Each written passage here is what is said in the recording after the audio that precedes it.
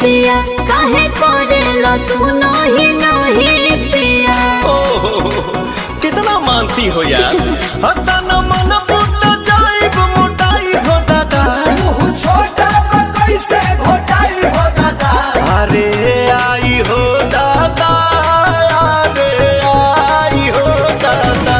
तमे हरी मिलल बिया हमारा के गाई हो दादा।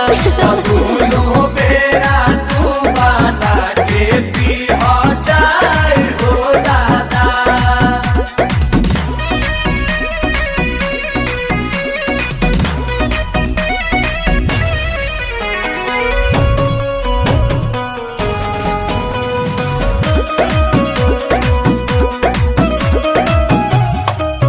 मिलत खीरे बाहो पनीरे बाहो, ऐसन वाइफ से लाइफ अमीरे बाहो। भगवान के लिखल तो कदीरे बाहो। बोला बोला का कोई बोए सयाने आई नमकीन की मिठाइया।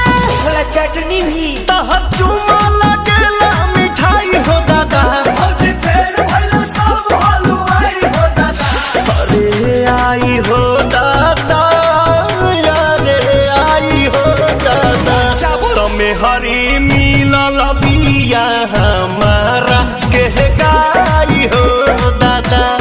दोनों बेरा तू बना के पी हो जाए हो दादा।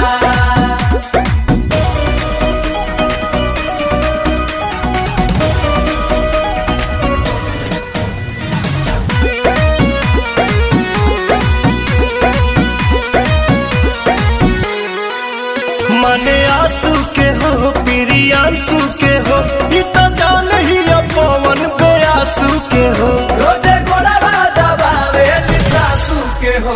पिया आई था कौन बने लगाई दी दिल गम कौआ। अच्छा हाँ जी।